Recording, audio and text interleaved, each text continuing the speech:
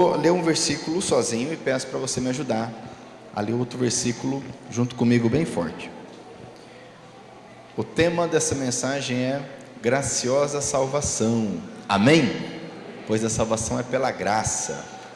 Diz o texto então, vamos lá.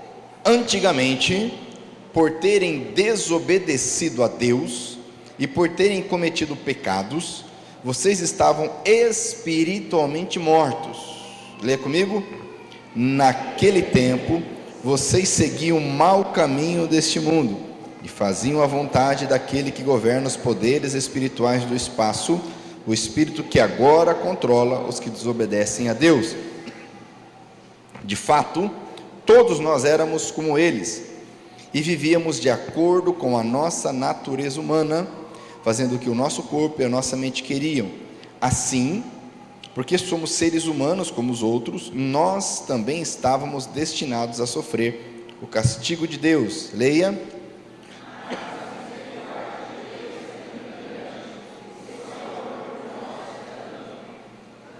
Que quando estávamos, olha só, quando ainda estávamos espiritualmente mortos por causa da nossa desobediência, Ele nos trouxe para a vida que temos em união com Cristo.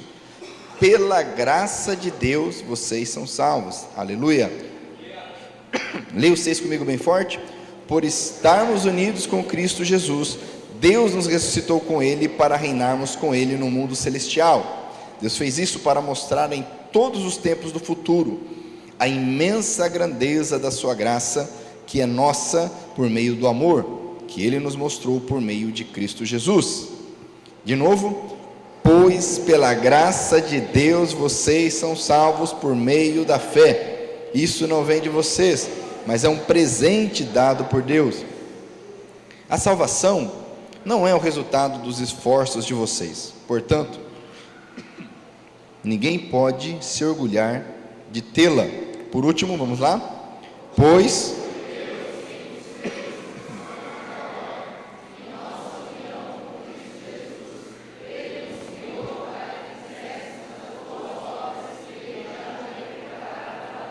aleluia. Vamos orar mais uma vez. Pai querido e santo, maravilhoso Jesus, obrigado pela tua palavra, obrigado pela tua presença neste lugar que está atuando em nossas vidas. Obrigado, ó Pai, porque cremos e pelo teu poder seremos ministrados, capacitados, ó Deus, de tal forma que nenhum de nós sairá daqui da mesma maneira que chegou, mas sairemos daqui, ó Pai, renovados, salvos, libertos, transformados, ó Pai. Eu creio que milagres já foram feitos e estão sendo feitos aqui, ó Pai, nesta noite, para a glória e honra do teu santo nome. Eu oro, nós oramos gratos a ti. Amém? Pode sentar por um momento. Glória a Deus. Aleluia. Graciosa salvação é o tema então dessa mensagem, dando continuidade ao nosso estudo dessa carta de Paulo aos Efésios. Semana passada nós concluímos o capítulo 1 e hoje vamos tratar aqui dos 10 primeiros versículos desse capítulo. E eu peço aí um pouco de paciência e compreensão dos irmãos, por conta que ainda estou com uma tossezinha chata, mas em nome de Jesus, Ele está no controle. E aqui nós vemos o seguinte: enquanto no capítulo 1 Paulo ele apresenta a obra de Deus, da Trindade, onde Deus ele escolhe, Jesus redime e o Espírito Santo sela aqueles que ouvem a mensagem, creem na mensagem, e demonstra também a preocupação de Paulo em orar por um aprofundamento no relacionamento dos cristãos com Deus. Paulo, ele, como vimos, ele pede 3 coisas em relação aos Efésios. Uma vez que eles já estavam salvos, eles já estavam no caminho do Senhor, mas eles precisavam aprofundar o relacionamento, então ele pede para que haja uma compreensão, um conhecimento, através da ação do Espírito Santo, acerca da herança, da esperança, da herança maravilhosa do Senhor para nós, acerca das promessas, benditas promessas, Benditas promessas. Amém? Quem assustou aí? Diz a palavra que a volta do Senhor será dessa forma. Amém? Você estava preparado, pastor Márcio, nesse momento? Pergunta para o teu irmão, você estava preparado? Se fosse Jesus, você tinha subido ou tinha ficado? Amém. Então, Paulo ele ora para que haja um aprofundamento nessas três áreas, para que haja uma compreensão da herança que nós temos em Cristo Jesus, das bênçãos maravilhosas que nós temos nele, e também acerca do grande poder que opera em nós, o mesmo poder que ressuscitou a Cristo Jesus e fez com que ele assentasse à destra do Pai. E agora no capítulo 2, Deus é demonstrado como Deus age, como ele agiu e como ele age hoje em nossas vidas. Então Paulo primeiro ele descreve aqui a situação de todo ser humano, a situação de todo homem, toda mulher sem Cristo Jesus. Ele começa dizendo, olha, antigamente, esse antigamente ele está se referindo aos efésios, que já haviam entregado a sua vida ao Senhor, certo? Então estava se referindo a eles. Agora, isso acontece até o presente momento. Quem ainda não entregou a vida ao Senhor Jesus está nessa situação, e Paulo está lembrando eles. Olha, antes, lá atrás, por terem desobedecido a Deus e por terem cometido pecados, vocês estavam espiritualmente mortos.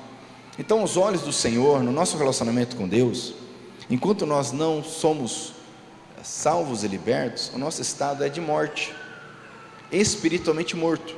Apesar de termos um corpo ativo, uma mente ativa, o espírito está morto, de tal forma que não há nenhum tipo de relacionamento com Deus. Eventualmente, pela graça e misericórdia de Deus, presta atenção nisso, para não confundir as coisas. Pela graça e misericórdia de Deus, bênçãos nos alcançam a todos. Deus é misericordioso e gracioso com todos, bons e maus. A chuva vem para o bom e para o mal, amém? O sol, a sombra vem para o bom e para o mal, amém? Sim ou não? Agora, isso não quer dizer que exista um relacionamento com Deus. A pessoa que não entregou a sua vida ao Senhor, ela está espiritualmente morta no que diz respeito ao seu relacionamento com Deus. É isso que Paulo está demonstrando aqui. E por que é importante entender isso? Presta atenção, por favor. Por que é importante entender isso? Porque muitas pessoas, por receberem bênçãos de Deus, por receberem a graça de Deus, por quem sabe estarem numa fase boa da vida, estão confundindo as coisas e não perceberam que estão mortos espiritualmente. Por quê? Porque ainda estão, conforme veremos, fazendo aquilo que a sua mente quer, aquilo que a sua vontade deseja. Quando se fala em alguém espiritualmente morto, a nossa compreensão religiosa, ela tende a imaginar alguém que está nas últimas, aquela situação assim drástica, né? A família acabou, o casamento, as finanças, está doente, está mal, a pessoa está no vício. Mas não é isso que a Bíblia diz. A Bíblia diz que aquele que anda conforme a própria vontade, ele está espiritualmente morto. E se nós não entendermos isso, seremos enganados por circunstâncias externas. Vou exemplificar. Jó estava coberto de feridas, havia perdido seus filhos, perdido seus bens, a sua mulher já não queria nada com ele, mas ele estava na presença do Senhor. Os outros ao seu redor estavam espiritualmente mortos. Precisamos entender que nós, igreja do Senhor, não andamos pelo que vemos, mas pelo que cremos, amém? Então, se alguém está andando conforme a sua própria vontade, ele está nessa situação aqui, espiritualmente morto. Naquele tempo, e isso é tão importante porque Paulo está escrevendo a um povo fiel, que amava uns aos outros. Como é que nós sabemos disso? Vimos domingo passado, no capítulo 1, ele diz: eu louvo a Deus porque vocês são fiéis a Jesus, e porque vocês amam uns aos outros. Então por que ele está falando isso?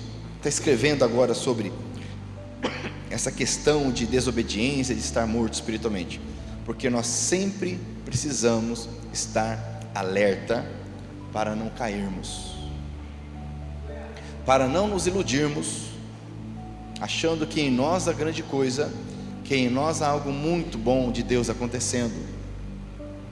Se não for a graça e misericórdia do Senhor, nós seremos destruídos.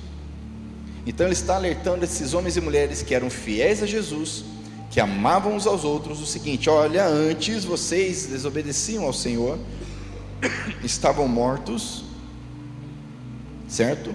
Diz aqui, naquele tempo vocês, olha só, o que eles faziam, e que todos fazem hoje, seguiam o mau caminho deste mundo, faziam a vontade, olha só, daquele que governa os poderes espirituais do espaço, o espírito que agora controla os que desobedecem a Deus.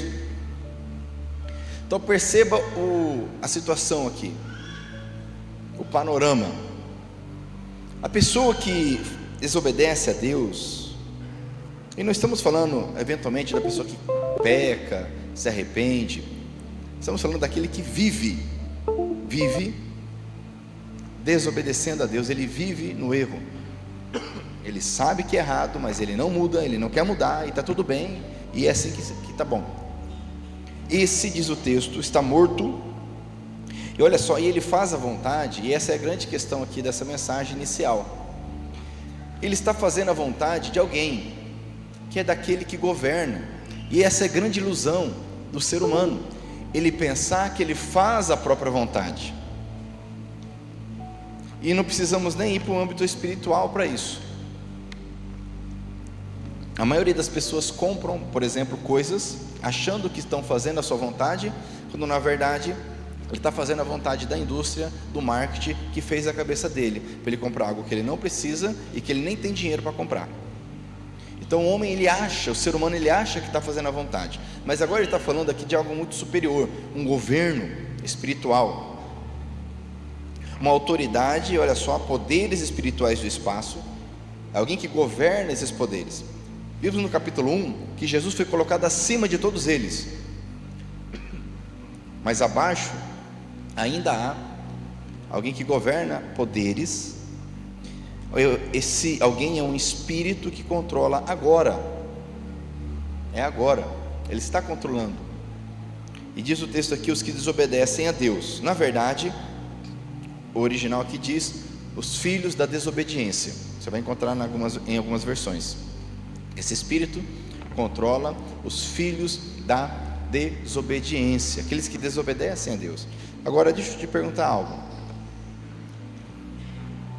nós falamos bastante, ao estudar o capítulo 1, da bênção que é receber Jesus, e ao receber Jesus, a pessoa é salva, ela é liberta, seus pecados são perdoados, e algo acontece, inclusive ontem estávamos falando sobre isso aqui no PJ, algo acontece, conforme está lá em João capítulo 1, versículo 12, é o seguinte, se alguém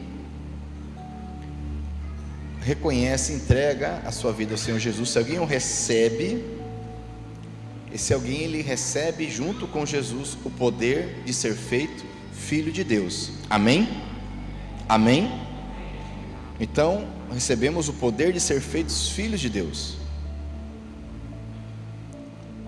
Então, ou nós somos filhos de Deus, ou nós somos filhos da desobediência. Não existe uma terceira via na palavra de Deus. Ou somos filhos de Deus mediante Cristo Jesus, ou filhos da desobediência, porque ao pensar que estamos fazendo a nossa vontade, nós estamos fazendo a vontade daquele que governa este mundo. E ao entregarmos a nossa vida ao Senhor Jesus, se entendermos bem o propósito e o Evangelho, nós também não fazemos a nossa vontade, nós fazemos a vontade do Pai, conforme a oração ensinada pelo Senhor Jesus. Pai nosso, que está no céu, santificado seja o teu nome, venha a nós o teu reino, seja feita a tua. Então você percebe que ou nós fazemos a vontade do Pai, ou fazemos a vontade do governo, do Espírito, que atua de maneira muito bem elaborada, bem definida, de maneira muito estratégica, de maneira muito bem feita, de tal forma que nós nem sequer percebemos que estamos fazendo o que Ele deseja. Essa é a situação. E não subestime, amados. Não é bem assim, não subestime. Estava compartilhando com alguns irmãos hoje, não sei se estão acompanhando lá a questão do conflito do Oriente Médio, que os Estados Unidos atacou alguns locais ali de fabricação de armas nucleares do Irã. E falando sobre estratégia, né? A estratégia que os Estados Unidos fez foi muito interessante, porque ele colocou para voar alguns bombardeiros ali na região ali do Mar da China, ali próximo ali no Oriente, e todo mundo ficou cuidando daqueles aviões. Hoje você consegue acompanhar em tempo real, né? Alguns voos, as pessoas acompanhando aqueles bombardeiros, achando que dali realmente sairia algum ataque, alguma coisa, quando na verdade o ataque veio do outro lado do planeta Terra, saindo diretamente dos Estados Unidos, os bombardeiros que então chegaram nos alvos. E aí estava falando sobre estratégia. Enquanto todo mundo estava pensando que ia acontecer algo aqui, veio a destruição pelo outro lado.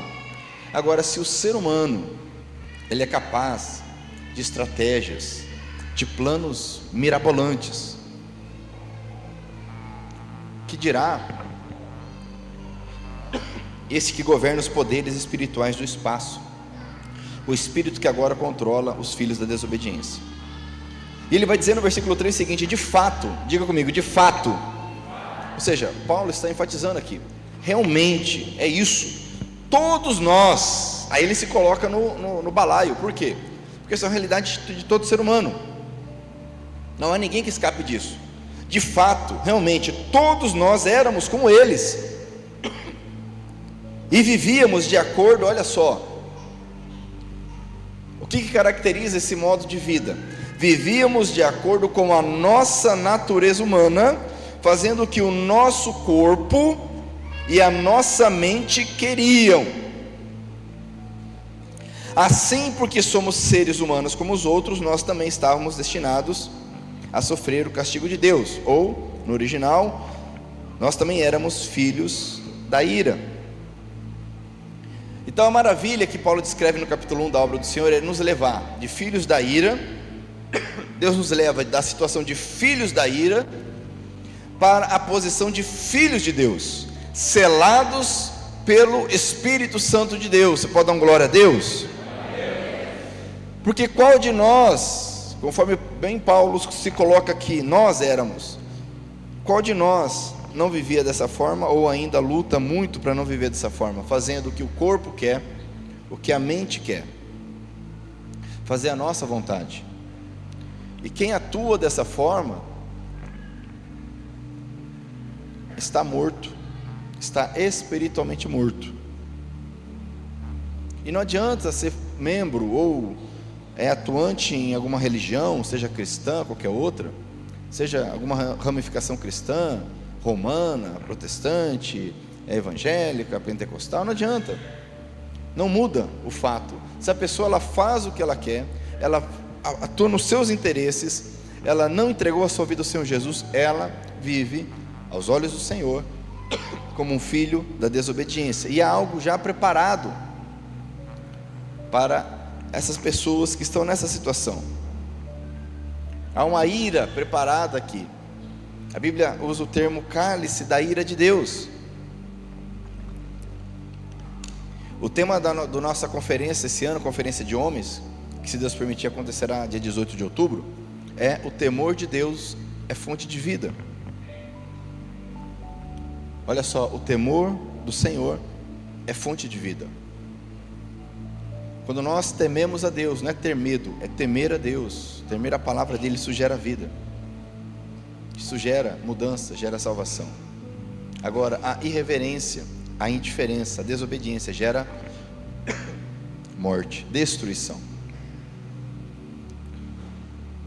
Então, viver como um filho da desobediência não muda o nosso status. Nós permanecemos no status destinados à ira de Deus. E por que é importante entender isso? Porque muitas pessoas não conseguem ouvir, aceitar sobre a ira de Deus. muitos chegam inclusive a entender que aquele Deus do Antigo Testamento não é o Deus do Novo Testamento, que Jesus é amor, e de fato Ele é amor, Ele é graça, Ele é misericórdia. O tema de hoje é graciosa salvação.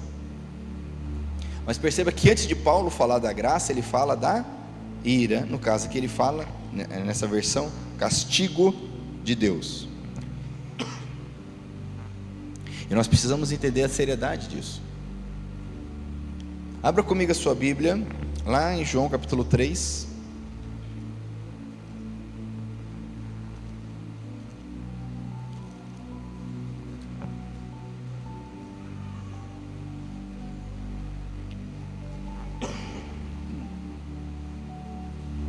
Capítulo 3 de João, no versículo 16, nós temos o resumo do Evangelho, não é verdade?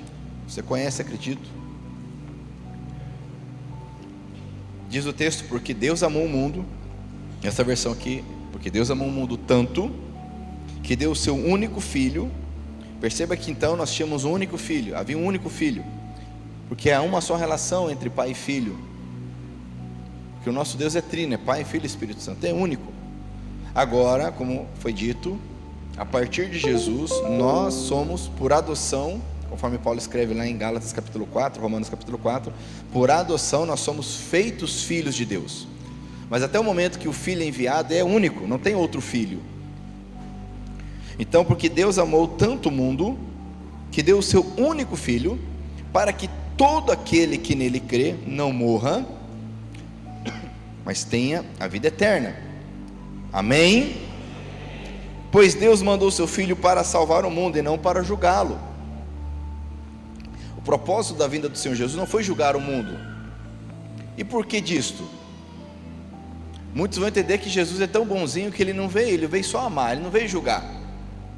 É um evangelho torto, errado, mentiroso, que tem levado muitos à destruição.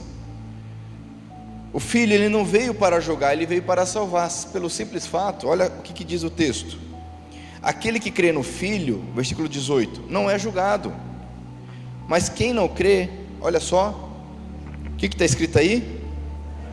O que está escrito aí? Já está julgado. Por que ele não veio julgar? Porque já está julgado. A nossa situação diante de Deus, ela já é clara, estamos mortos em nossos pecados, estamos julgados. Aí o Pai envia o Filho para que alguma coisa aconteça, haja uma mudança. Isso bate de frente com a nossa justiça própria, com a nossa forma religiosa de pensar, porque nós muitas vezes aprendemos assim: a gente nasce bom, né? E aí a gente aprende o que é certo, aprende o que é errado. Alguns são do mal e começam a fazer tudo o que é errado. E aí a pessoa vai fazendo o que é errado, e a consequência de fazer o que é errado qual que é? É o castigo de Deus, alguns vão chamar de inferno. Beleza, essa é a ideia. Mas e quem não faz errado, faz pouco errado, ou segue a média, segue o padrão? Esse aí está com Deus, esse aí é de Deus, está no céu. Quando a Bíblia ela diz diferente, ela diz o seguinte: os homens, os seres humanos, já estão julgados pela desobediência, e ninguém pode falar que não desobedeceu a Deus. Pela desobediência, nós já estamos mortos espiritualmente. Aí o Pai envia o Filho, não para julgar, pois seria redundante, estranho, fora de propósito, mas Ele manda o Filho para salvar o mundo. Amém?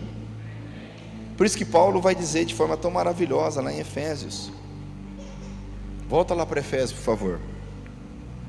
Então ele descreve: olha, antigamente, por terem desobedecido a Deus, por terem cometido pecados, nós estávamos espiritualmente mortos. Naquele tempo, lembrando que esse tempo para muitos ainda é hoje, é agora, que precisam se arrepender. Vocês seguiam o mau caminho deste mundo, faziam a vontade daquele que governa os poderes espirituais do espaço, o Espírito, que agora controla os filhos da desobediência, os que desobedecem a Deus. Que quadro triste. De fato, todos nós éramos como eles, e vivíamos de acordo com a nossa natureza humana, fazendo o que o nosso corpo e a nossa mente queriam. Assim, porque somos seres humanos como os outros, nós também estávamos destinados a sofrer castigo de Deus, ou éramos filhos da ira. Porém, contudo, todavia, entretanto, não obstante isso, o que diz o versículo 4? Tem um mais aí, amém? Fala para o teu irmão, glória a Deus pelo mas. Mas, glória a Deus pelo mas. Mas, Deus, olha o que diz o texto: a misericórdia de Deus é muito grande, e o seu amor por nós é tanto, olha só, que quando estávamos espiritualmente mortos por causa da nossa desobediência, perceba, ninguém ressuscitou, ninguém melhorou de vida, ninguém fez algo certo, nós estávamos mortos espiritualmente, mas como a misericórdia de Deus, o amor de Deus é tão grande, tão maravilhoso, ainda estando nessa situação, Ele nos trouxe, olha, diz o texto, Ele nos trouxe para a vida que temos em união com Cristo. Leia comigo essa frase bem forte. Vamos lá?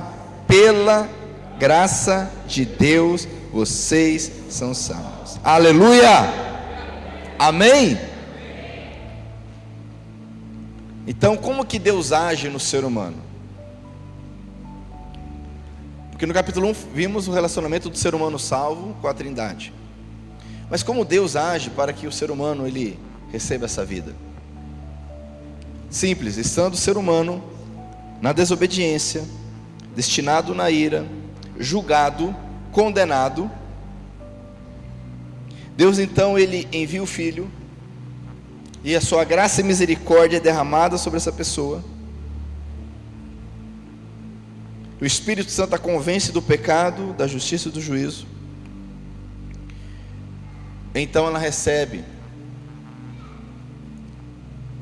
com essa capacitação do Espírito Santo, ela se arrepende dos seus pecados, reconhece os seus erros, e ela entrega a sua vida ao Senhor Jesus, e pela graça de Deus é salva.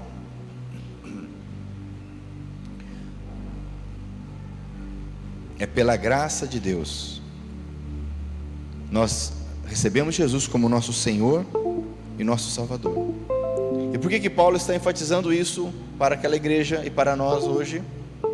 Porque, como eu disse, nós andamos muitas vezes com base nas nossas obras, na nossa capacidade, e não com base no fato de estarmos unidos com Cristo, porque diz aqui, é por estarmos unidos com Cristo. Por isso que muitas vezes a pessoa, ela não consegue entender a graça de Deus, porque ela entende que ela merece algo da parte de Deus. Ou seja, existe uma justiça própria, que coloca a mentira de que nós, de alguma forma, merecemos algo da parte de Deus. Pode ser que eu mereça receber algo da parte de alguém, porque eu ajudei alguém, porque eu fiz o que é certo em relação a alguém, eu fui um bom cidadão, um bom pregador, um bom empregado, eu fui um bom marido, um bom filho, eu tenho o direito de receber algo da parte de alguém. Agora, da parte de Deus,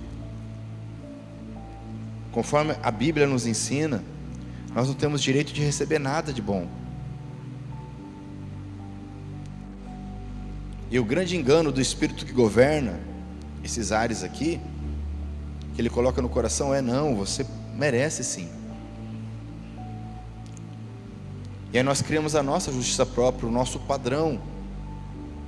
Mas eu nunca matei, nunca roubei, nunca adulterei, nunca menti, eu não minto mais, ou eu faço boas obras.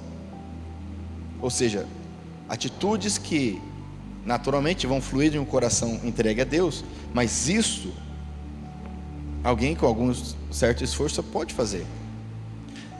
Há pessoas que conseguem sair de uma situação difícil e melhorar de vida,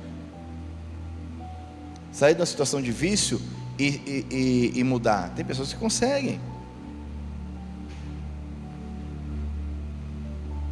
mas isso não faz de nós merecedores de algo diante de Deus. E é isso que Paulo está escrevendo para aqueles homens e mulheres que tinham fé em Jesus, que amavam uns aos outros. Está dizendo: olha, vocês não são merecedores, nós não somos merecedores, porque a partir do momento que nós começamos a pensar ou agir dessa forma, tudo cai por terra. Quando nós paramos de clamar a graça e misericórdia de Deus, tudo cai por terra. Quando nós começamos a querer cobrar Deus nas orações, reivindicar algo da parte de Deus, aí tudo dá errado.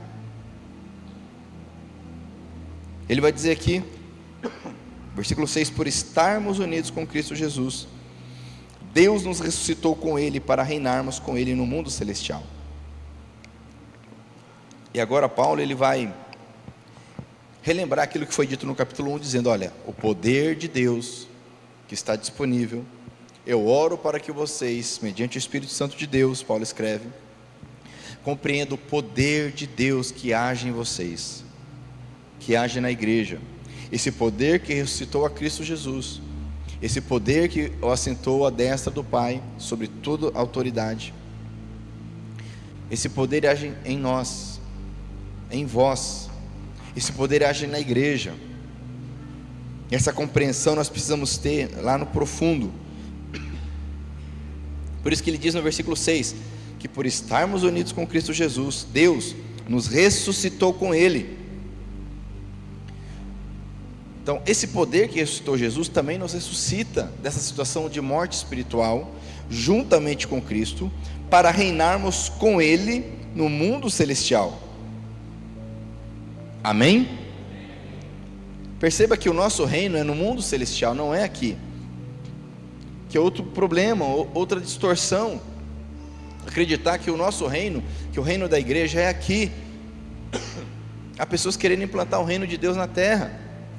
O nosso reino é celestial, a nossa pátria é celestial, a Nova Jerusalém descerá do céu. Não é um governo, seja municipal, estadual, federal, continental, mundial, que vai implantar o reino de Deus.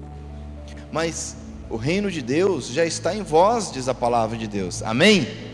Ele é paz, ele é justiça, ele é alegria em vós, diz o Senhor. Esse é o reino de Deus nesse momento, que virá em sua plenitude ainda. Por isso que Paulo diz que nós vamos reinar e reinamos com Cristo, porém esse reino é celestial. E Paulo escreve algo interessante no versículo 7, que Deus fez isso com um propósito. Ele fez tudo isso para mostrar, para sempre, aqui ele escreve, em todos os tempos do futuro, ou seja, para sempre, mostrar para todos os seres que existem, que nós nem fazemos ideia. Deus fez isso para mostrar em todos os tempos do futuro a imensa grandeza da sua graça. E essa graça maravilhosa, imensa, é nossa. Glória a Deus, amém? Você pode dar glória a Deus? É nossa, por meio do amor que Ele nos mostrou por meio de Cristo Jesus. Amém? E para quem não entendeu, Paulo escreve de novo no versículo 8. Lê comigo essa frase, por favor. Pois... Amém? Amados, Paulo não gastava tinta à toa, até porque tinta não era nem um pouco barato. Pergaminho para escrever a carta não era nem um pouco barato. Ele não gastava uma linha à toa. Se ele está enfatizando mais uma vez aqui, pela graça de Deus nós somos salvos, é porque isso precisa estar em nosso coração. E porque isso precisa estar em nosso coração? Porque senão nosso coração, ele começa a querer andar sozinho. Vou dar 2 exemplos para você. Salomão, quem já ouviu falar de Salomão? Um homem que teve uma sabedoria de pedir sabedoria. Olha só, ele foi tão sábio que ele pediu sabedoria. E Deus falou: porque você não pediu os seus inimigos, não pediu riqueza, não pediu poder, mas pediu sabedoria para governar, eu te darei a sabedoria. Ele foi o mais sábio então. Mas chega um ponto que nós esquecemos que é pela graça de Deus que nós somos salvos. Nós esquecemos que é pela graça de Deus que recebemos algo. Nós esquecemos, e Salomão, por algum motivo, que nós não sabemos exatamente, mas é por conta da natureza humana, ele esqueceu da graça de Deus, da Hesed do Senhor. E ele começou a andar com as próprias pernas. E no final da vida ele fez tudo aquilo que Deus falou para não fazer. Possivelmente ele se arrependeu, mas não sabemos exatamente. E por conta disso o reino maravilhoso, próspero, já no seu filho, foi dividido. Outro exemplo que nós podemos citar da palavra de Deus: Davi, um homem segundo o coração de Deus, um homem que entendia o que era graça, um homem que foi enfrentar o gigante dizendo: olha, você vem contra mim com espada e com lança, trazendo para hoje, você vem contra mim com granada e fuzil, mas eu vou contra você em nome do Senhor dos Exércitos. Um homem que sabia que não era ele que ia fazer algo, um homem que entendia que não era poder dele que faria algo, e ele mata o gigante e conquista reinos e vence batalhas. E por vezes Deus, antes da batalha, ele orava e Deus falava: você vai por tal caminho, agora você vai por outro caminho. Um homem que dependia de Deus, amém? Mas quando nós crescemos, e Davi cresceu muito, e ele recebeu uma promessa de Deus: olha, de você virá o ungido, o Messias, a tua casa será eterna. Ele cresceu demais. Em algum momento Davi esqueceu que era pela graça. E aí você sabe o que aconteceu. Ele então vê uma mulher, acha ela por demais linda, e ele pensa que porque ele é rei, ele merece aquela mulher. Ele esquece que se ele era rei, era pela graça de Deus. Se ele estava no palácio ali, era pela graça de Deus. Se ele podia ficar no palácio enquanto o exército estava lutando, é pela graça de Deus. Mas ele esqueceu disso, falou: não, eu sou rei, eu posso, eu tenho direito. E vocês sabem o que aconteceu.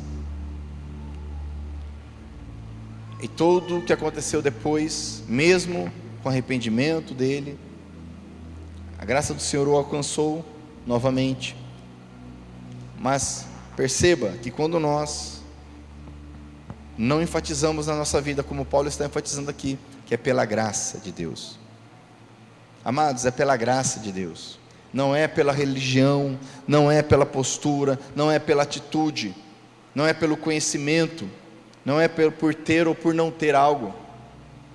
É pela graça e misericórdia de Deus. Amém? Diga amém. Ele diz aqui no versículo 8: pois pela graça de Deus vocês são salvos por meio da fé.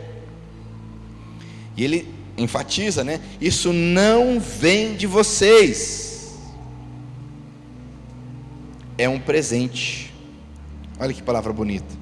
Ou é dom de Deus, dependendo da versão aí. É um presente, é um dom. Então, além de escrever duas vezes pela graça, ele enfatiza: isso não vem de nós, é um presente dado por Deus. Quem entende isso, amados, cresce no reino de Deus. Quem entende isso, cresce na comunhão, no conhecimento com o Senhor. Quem entende isso, domina, vence o orgulho, a arrogância, sabe? O desejo de louvor, o desejo de querer ser apreciado, o desejo de querer ser elogiado, porque compreende que é pela graça. Se não for pela graça de Deus, eu não tenho nada, não sou nada, já estou no lucro.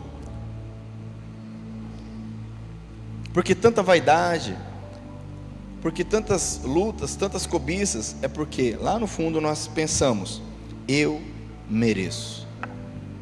Eu tenho direito. Eu posso. Quem está entendendo aí? Versículo 9: a salvação, a maravilha da salvação, não é o resultado dos esforços de vocês. Portanto, ninguém pode se orgulhar de tê-la. A salvação, amados, deve ser um motivo de alegria, um motivo de paz, um motivo de contentamento. A salvação deve ser um motivo de satisfação na minha vida, mas jamais de orgulho. O orgulho aqui fala de externar algo. Também falamos ontem aqui no culto do PJ sobre o orgulho, a soberba da vida, que é o externar algo, querer mostrar algo. A nossa natureza humana ela é muito disso, querer mostrar para as pessoas. Eu preciso mostrar que eu estou bem, eu preciso mostrar que eu sou salvo. Meu irmão, você não precisa mostrar para ninguém que você é salvo, até porque não tem como mostrar para alguém que eu sou salvo. Como é que eu vou provar para alguém que eu sou salvo? Como é que eu provo para alguém? Cadê o teu documento aí? Mostra o documento, eu quero ver que você está salvo. Eu creio que eu estou salvo. Agora, como que eu mostro isso? Mas o orgulho leva muitos a querer mostrar. E como é que faz isso? Legalismo, julgamento, achismo. É interessante, a pessoa não lê a Bíblia, ela não conhece o Evangelho, Mateus, Marcos, Lucas, João, mas ela acha tanta coisa. Ela acha, porque não, mas eu acho. Não conhece o Evangelho. Isso é o orgulho, é querer mostrar algo. Não precisamos mostrar nada para ninguém, amados. Jesus falou: olha, quando você for orar, não faça igual aos hipócritas, que vão ficar orando nas ruas, nas esquinas, nas praças, porque esse era o costume na época, para as pessoas verem. Não está falando que a gente não pode orar na rua, amados. Está falando, ó, não faça isso para as pessoas verem. Há pessoas que acham que pelo esforço vão impressionar Deus, acham que vão pagar uma promessa, vão subir uma escadaria, vão se flagelar, isso vai impressionar Deus de alguma forma, ou vai contribuir com a obra de Deus de alguma forma. Eu vou agradecer a Deus porque eu fiz uma promessa e Deus fez. A questão não é nem se Deus fez ou não fez, porque Deus é gracioso e misericordioso. A questão é que não é por obras, é pela graça, pela bondade e pelo amor de Deus. Senão isso gera um orgulho. Porque na verdade, eu falei e eu cumpri. Eu falei que ia fazer e eu fiz. E Deus meio que, a gente não fala, mas pensa, é obrigado. Eu falei que ia fazer e fiz, então Deus tem que fazer a parte dele. Isso é orgulho. A Bíblia diz aqui: a salvação não é resultado dos esforços de vocês, portanto, ninguém, amados, e se tem alguém que poderia se orgulhar, é Paulo, sim ou não? Paulo não andou com Jesus, aí Jesus aparece para Paulo ressurreto, ressurreto, ele prega o Evangelho para Paulo. Paulo tem revelações que ele diz que não tem como descrever, a gente nem sabe o que é. Ele foi a torcer o céu. O homem que escreveu, ele levou o Evangelho ali para a Europa, escreveu 2/3 do Novo Testamento. Se alguém que poderia falar: olha, eu fiz alguma coisinha para Deus aí, era Paulo. Mas ele diz: nenhum de nós pode se orgulhar. A salvação é motivo de graça, de alegria, de comunhão, de satisfação, de paz.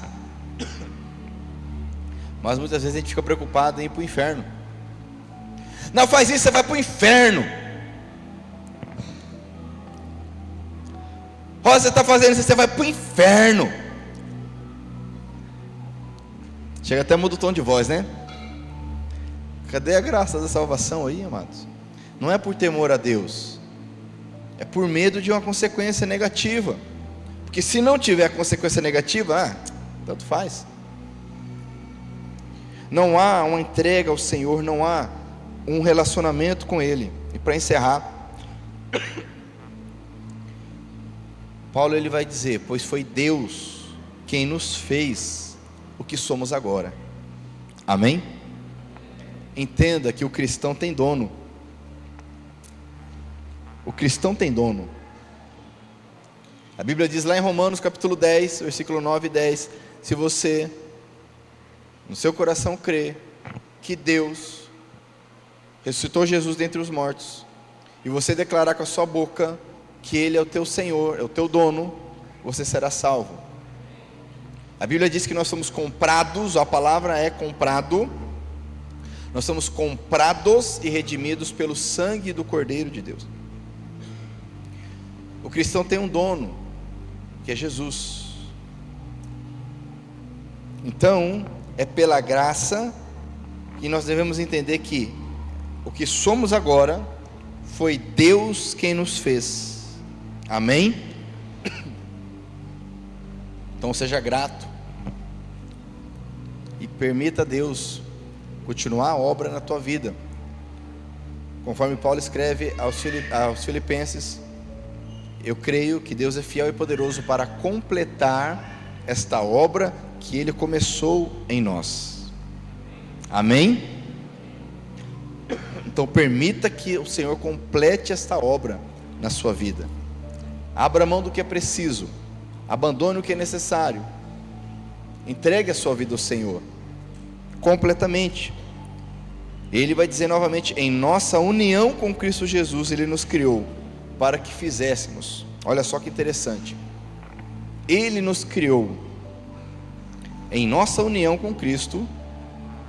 Ele nos criou, somos uma nova criatura, ok? Então perceba, na nossa união com Cristo fomos feitos uma nova criatura, conforme está em Coríntios também. Então em Cristo Jesus nós somos uma criatura, uma criação nova, com um propósito, que é boas obras, as boas obras que Ele já havia preparado para nós.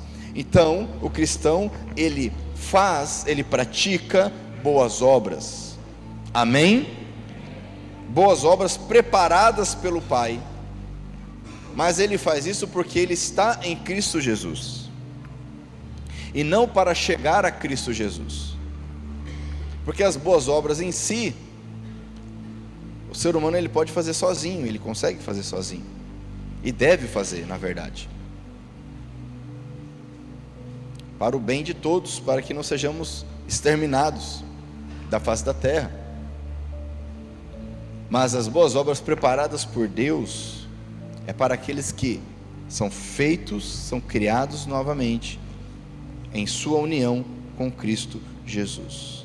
Amém? Eu termino com essa frase: é pela graça de Deus que nós somos salvos. Isso não deve gerar em nós uma inércia.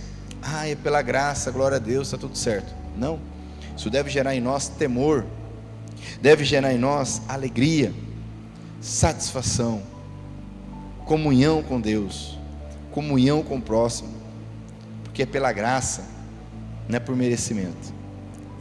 Eu te convido a orar comigo, se você quiser, se eu pudesse colocar em pé.